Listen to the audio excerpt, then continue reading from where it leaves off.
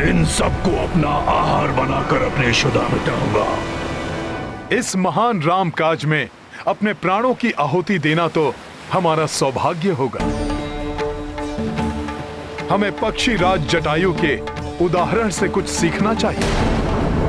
प्रभु भक्ति की पराकाष्ठा के प्रतीक महाराज जटायु के परम त्याग की चर्चा मुझसे भ्राता लक्ष्मण ने की थी कि कैसे अपने प्राणों की चिंता किए बिना माता सीता को मुक्त कराने के प्रयास में उन्होंने अपने प्राण तक न्यौछावर कर दिए।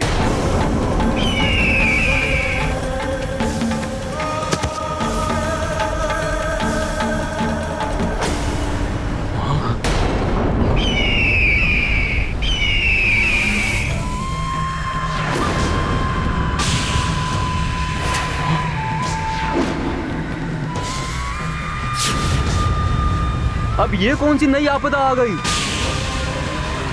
इतना विशाल काय पक्षी, कहीं ये हम सबको खाने तो नहीं आ रहा?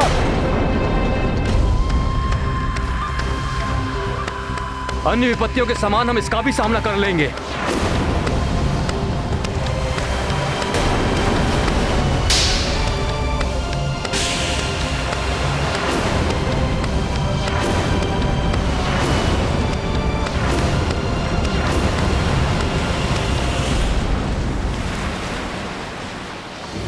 तुम अभी जटायु की बात कर रहे थे, क्या हुआ उसे? शीघ्र बताओ मुझे। जटायु के प्राण तो सुरक्षित हैं? कौन है आप और पक्षीराज जटायु के विषय में क्यों पूछ रहे हैं? मेरे प्रश्न का उत्तर दो। बोलो, क्या हुआ जटायु को?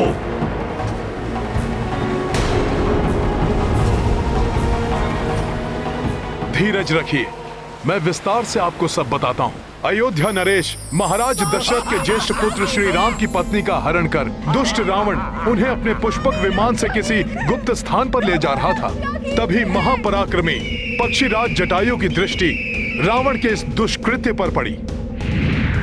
उसे रोकने के लिए उन्होंने अत्यंत तीव्र वेग से उड़ने वाले रावण के शक्तिशाली पुष्पक विमान की गति का सामना किया। रुक जा दुष्ट रावण!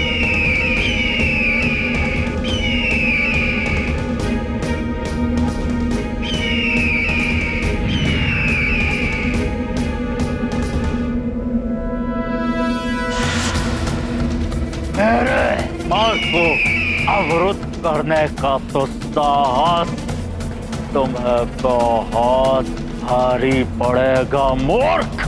मूर्खता मैंने नहीं, अभी तू देवी सीता का हरण करने का दुस्साहस कर तुमने की है रावण।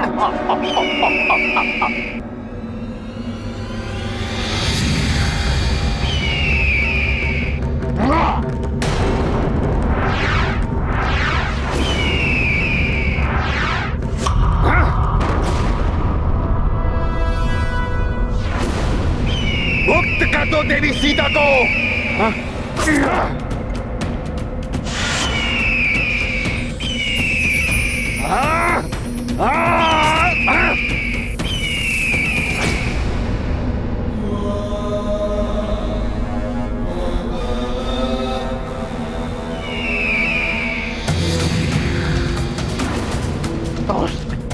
अभी दिखाता हूं तुम्हें।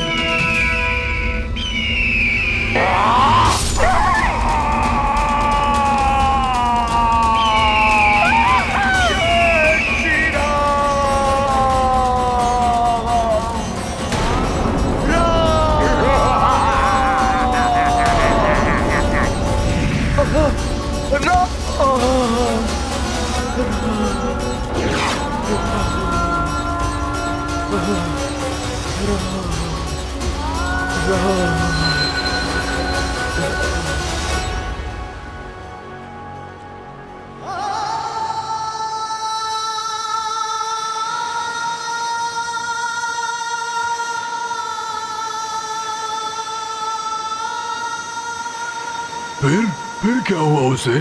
फिर उस क्षत विक्षत अवस्था में भी महाराज जटायु ने असहनीय कष्ट सहकर भी अपने प्राणों को अपने शरीर में संजो कर रखा और प्रभु श्री राम की प्रतीक्षा करते रहे। जब अपने भ्राता लक्ष्मण जी के साथ प्रभु श्री राम माता सीता को ढूंढते हुए उनके निकट पहुंचे, तब प्रभु को इस घटना का संपूर्ण विवरण देने के पश्चात ही जटायु जी ने अपने प्राण त्याग दिए।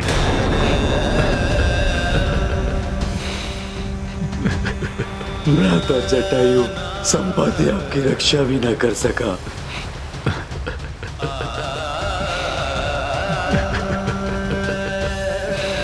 संपाति जी,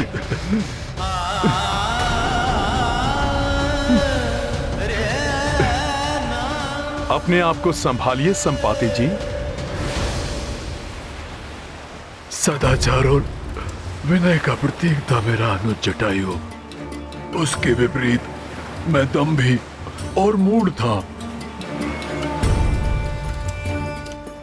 बहुत समय पूर्व अहंकारवश अपने उड़ने की शक्ति का प्रदर्शन करने के लिए मैंने उड़ान भरकर सूर्य देव तक पहुंचने की चेष्टा की थी, परंतु सूर्य देव की प्रखर ऊष्मा को मैं कहां सहन कर पाता। उनके समीप जाते ही मेरे पंख झुलस गए और पंख जल जाने के कारण उड़ने में असमर्थ हो मैं यहाँ आकर गिर पड़ा। उस दिन के उपरांत मैं कभी उड़ान नहीं भर पाया। मृत्यु मेरी होनी चाहिए थी, मेरे शूरवीर भ्राता की नहीं। अपने पंख खोकर तो मैं ये निरर्थक जीवन जीने का इच्छुक भी नहीं था, परंतु तभी मेरी भेंट मुनि निशाकर से हुई। उन्होंने मुझसे कहा कि प्रभु श्री राम की कथा सुनने और उनके कार्य में सहायक बनने से मेरा उद्धार होगा। तभी से मैं इसी प्रतीक्षा में यहाँ स्थित हूँ, और वैसे भी पंख रहित असहाय अवस्था में मैं जाता भी कहाँ। संपाति जी, मेरा सुझाव है कि आप सर्वप्रथम अपने दिवंगत भ्राता को तर्पण देकर उनकी आत्मा को शांति प्रदान करें। उसके पश्चात ही हमारा आपसे सहायता मांगना उचित होगा।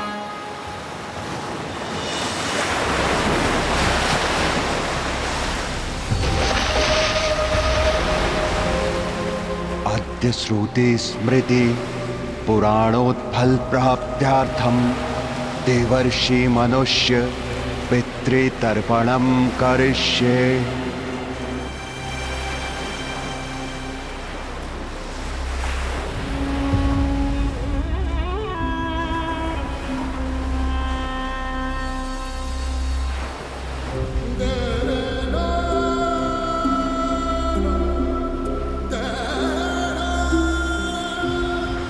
प्रभु तुम्हारी आत्मा को शांति दे जटायु।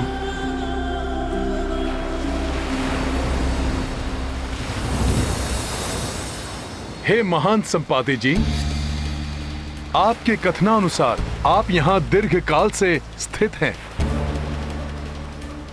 हमें बताइए कि आपने यहाँ आकाश मार्ग में पुष्पक विमान या माता सीता को किसी दिशा में जाते देखा है?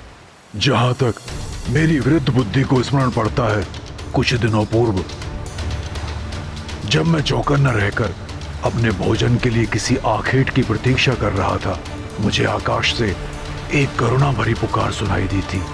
स्वर स्पष्ट नहीं था, परंतु ऐसा प्रतीत होता था जैसे किसी युवती का है।